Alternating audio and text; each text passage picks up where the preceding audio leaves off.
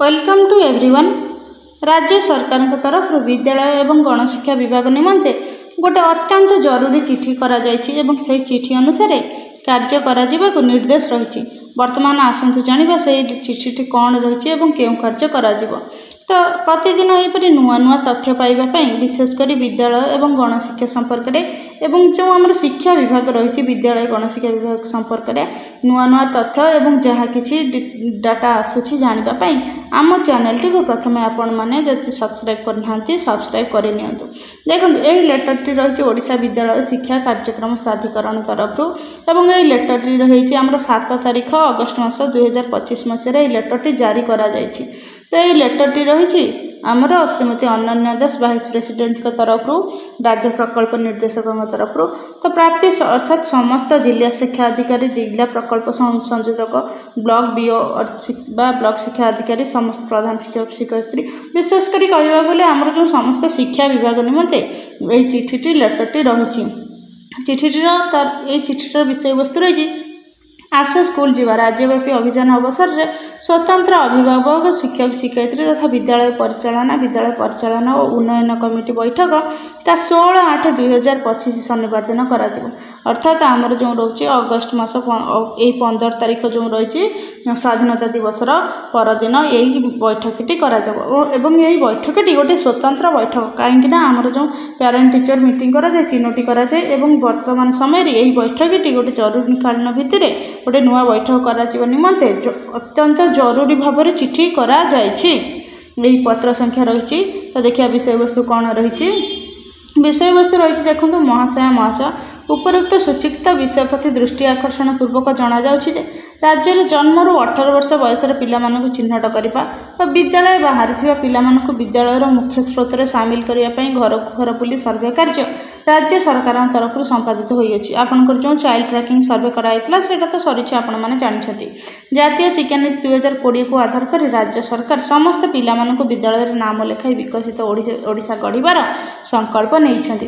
अर्थात राज्य सरकार द्वारा माने हमर जो पिला माने रहिछथि 18 वर्ष पर्यंत जन्म से समस्त को शिक्षित कर लक्ष्य रही है से सर्वे कराइला और बर्तमान से कार्य निमंते गोटे पदक्षेप नि परिप्रेक्षी में 30/7/2025 अर्थात जुलाई मास 30 तारीख में सारा राज्य में द्वितीय अभिभावक शिक्षक शिक्षयित्री तथा विद्यालय परिचालना उन्नयन कमिटी बैठक अनुष्ठित होती जो कि आस स्कूल जीवा अभियान संपर्क में आलोचना कराई जथा जो आमर जुलाई मास जो पेरेंट टीचर मीटिंग कराइला से आस स्कूल जीवा संपर्क में आलोचना करा जायछि किंतु आउ गोटे से मीटिंग करा जिवो।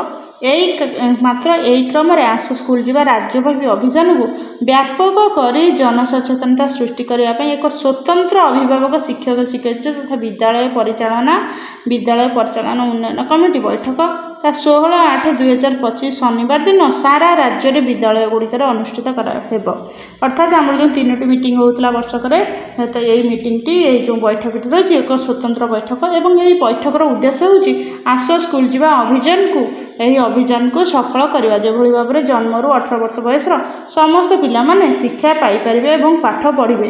यही बैठक में कौन आलोचना कर विषय जाना यही बैठक में अधारू पाठ छाड़ी जो पिला माने अधारू पाठ छाड़ी आदौ नाम लेखाई नथिबा आ विद्यालय बाहर थिबा पिला मानकु शिक्षार मुख्य स्रोत रे शामिल करिया आस स्कूल जीवा अभियान प्राक प्रस्तुति किभଳି भाव प्रस्तुत करा जिवो। विद्यालय स्तर में बहुल प्रचार और प्रसार सरकार द्वारा उपलब्ध होता विभिन्न सुविधा सुजोग पदयात्रा विद्यालय बाहर थिबा पिला मानकर नाम लेखा आंचलिक स्तर में शिक्षा सभा इत्यादि आयोजन करा जिवो। अर्थात ये जो आस स्कूल जीवा कैंपेन करा जाउछि तो ये कैंपेन रे ये सब कार्य करा जीवो। एतद व्यतीत यह कार्यक्रम को सफल रूपायन निमंते जिला ब्लॉक आंचलिक साधन केन्द्र और विद्यालय स्तर में विभिन्न कमिटी गठन कराई यार कार्यावली गुड़िक सुचारू रूप संपादन करा यही कार्यक्रम में आपण मान सहयोग एकांत आवश्यक ये संबंध में पूर्व प्रेरण करा पत्र निर्देशनामा अनुसार आपण मैंने कार्यटी को सुचारू रूप संपादन करेंगे और निर्दिष्ट फर्माट्रे तथ्य संग्रह कर राज्य प्रकल्प कार्यालय को पठेबे। राज्य प्रकल्प कार्यालय को तथ्य पठाଯିव। गोष्ठी और विद्यालय मध्य एक समन्वय स्थापन कर कार्यक्रमटी पुनर्निर्धारित नियमावली अनुसार यथारीति संपादन करेंगे एवं यही जो मीटिंग कर केते टଙ୍କା कौन खर्च हे ताहा आमे जानिबा। आलोचना होगा ब्यानर सूचनापत्र शपथपाठ जिलावारी विद्यालयवारी खर्च राज्य स्तर खूब शीघ्र आपण मान विहित कार्यानुष्ठान निमंते प्रेरण कर अर्थात एनिमते जो जहाँ खर्च कर ब्यानर सूचनापत्र शपथपाठ समस्त विद्यालय मानक से निमंते पैसा प्रेरण कर देखिए आमर जो पैसा रही के आसूँ कौन ये जो कार्य रही कार्य निमंते आमर पैसा आसी थाए तो ये जो आम पेरेंट टीचर मीटिंग जो कराची से निमंते एथिरे आमर आसीबो 750 टंका आसीबो। यही बैठक संपर्क में पुनर्बार 12 तारिख रे गोटे लेटर जारी करा जायछि एवं यही लेटर रे समस्त डिटेल्स अच्छी तो आम जानी विद्यालय परिचालना कमिटी एवं यहीपरि भाव में आस स्कूल जीवा गोटे बैठक कर केते टंका खर्च कर आसतु जानिबा।